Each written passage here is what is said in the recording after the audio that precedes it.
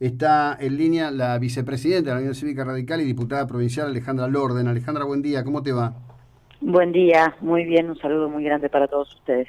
Vengo diciendo que si fuere un gobierno de otro signo, no interesa cuál fuere, y faltasen 6 millones de dosis de vacuna, la cadena de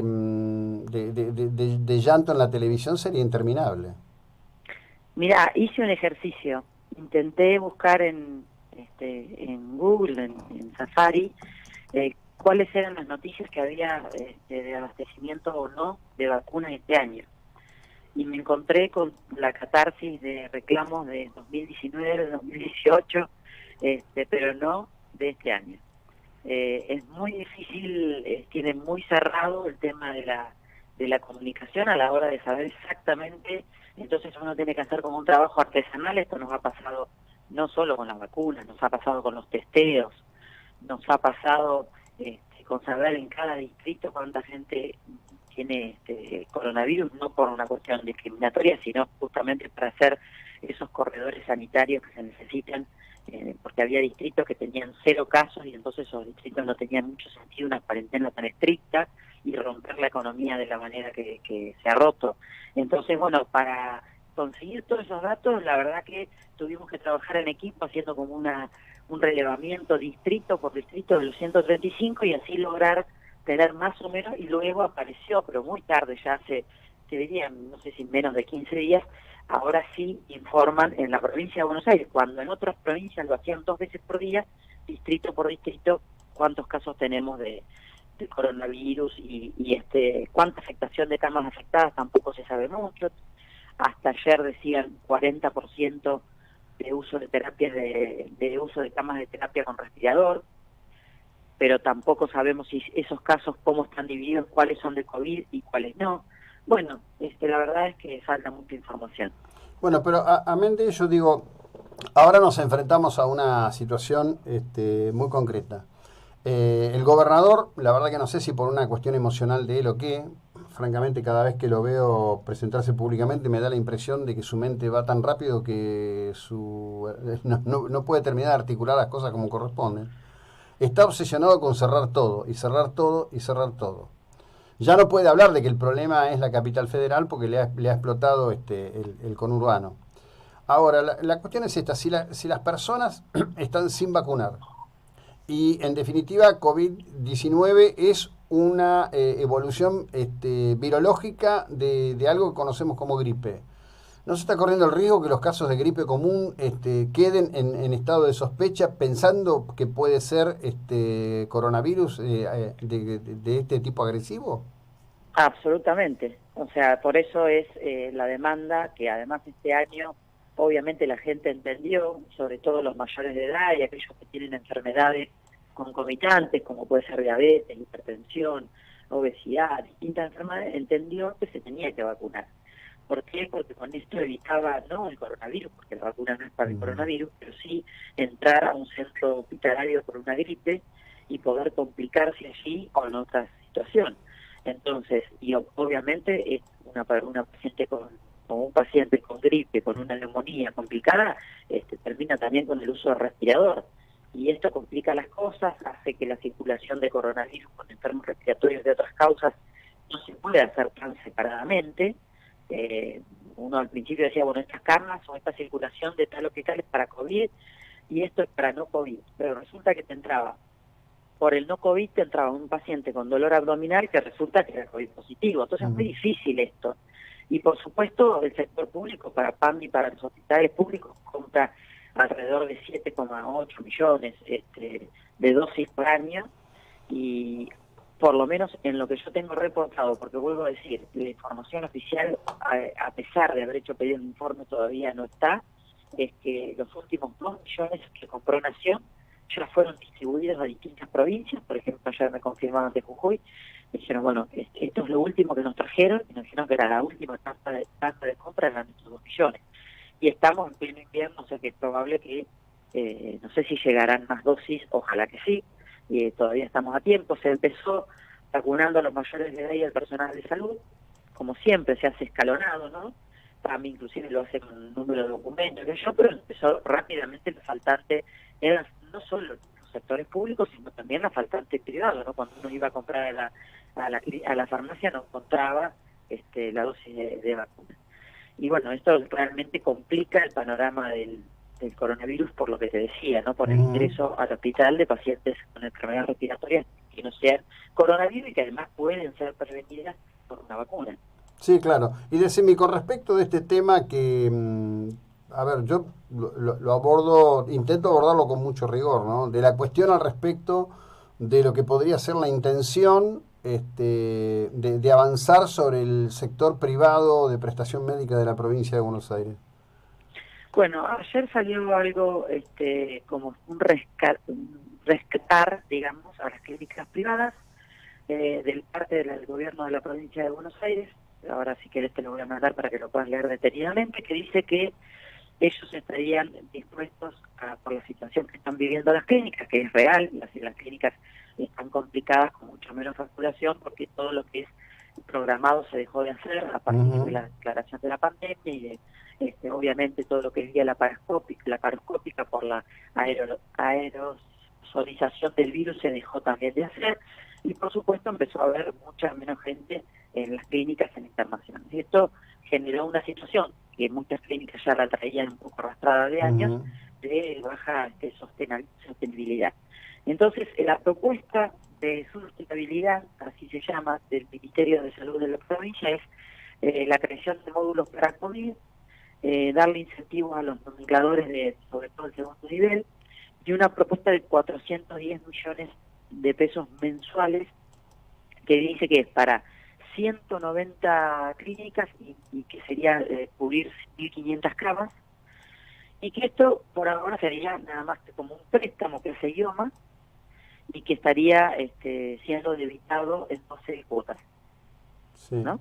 Está bien. Bueno, hasta ahí, digo, si no, yo hice ayer, presenté un pedido de informe, que también te lo puedo mandar, que tiene que ver con algunas preguntas que me quedan en el tintero, ¿no? Bueno, como si realmente esto va a ser, ¿qué va a pasar en el caso que las clínicas no la puedan devolver en las 12 cuotas? Si IOMA piensa quedarse con algún paquete accionario de alguna clínica en el caso que no se pudiera devolver. ¿Qué pasa con el afiliado de IOMA? Si va a tener libre disponibilidad, libre atención. Yo creo que esto tiene que ver claramente con que al ver la posibilidad de que se sature el sistema público en el conurbano, decir, bueno, con este rescate de clínicas nosotros podemos enviar pacientes con coronavirus al interior de la provincia, claramente, ¿no? Y usar estas camas privadas, que no, a ver, si esto es un acuerdo con FECLIVA y con todas las clínicas, habría que ver cuáles son, porque también pregunté cuáles son, cuál es la situación económica que tiene el Ministerio acerca de las clínicas de la provincia de Buenos Aires. Bueno, este informe pide bastantes datos que claramente no tenemos, ¿no? Está bien, ahora pregunto. Que están 190 clínicas, digamos, ¿no? Claro, pero la cuestión es, ¿por qué no empiezan por cumplir con lo que corresponde? Porque por lo menos, según señaló Centro Médico de Mar del Plata, al mes de marzo, al sistema privado de Mar del Plata, solo al sistema privado de Mar del Plata, le debían 92 millones de pesos. Pues una deuda impresionante de IOMA y además pagándolo escalonadamente, y eso es lo que ha hecho que las clínicas también vinieran en desfasaje, ¿no? La verdad que lamentablemente el tema de IOMA arrastra larga data, pero obviamente en esta situación de COVID las clínicas tenían que estar reforzadas desde un comienzo, porque era sabido que por ahí el sistema público podía llegar a explotar, y entonces esto, de hecho, te voy a contar algo simbólico. Nosotros acá en Saladillo, que tenemos una clínica también en una situación de debilidad, intentamos hacer un convenio con el Ministerio de Salud, por medio del director del hospital, acercamos una propuesta y nunca tuvimos respuesta. Y la hicimos hace 2 meses y medio, cuando ni bien en marzo, cuando se dijo, bueno, la pandemia ya llega a Argentina, ahí le propusimos nosotros al Ministerio de Salud, intentamos hablar con diputados oficialistas, se intentó hablar con el jefe del gabinete de salud, no tuvimos ninguna respuesta. Claro, lo que ocurre es que ahora vienen de prepo, digamos. Sí. Por eso digo, sin entrar en teorías conspirativas, hay una cuestión objetiva. Por un lado, te ahogo porque no te pago, y por otro lado te ofrezco una salida a la expectativa de que en algún momento te pueda exigir el completo pago. Digo, mirando lo que está pasando con Vicentín, Digo, hay gente que Sí, ha sí, puesto... es un mal precedente y además en la clínica en La Plata hay un instituto que es el Instituto del Diagnóstico muy Claro. reconocido, que en estos días se está diciendo que ya está, yo no tengo la prueba de eso, pero que las voces dicen que estaría muy avanzada la compra por parte de IOMA de ese edificio, con lo que significa, como dicen los profesionales de la salud, pamisar IOMA.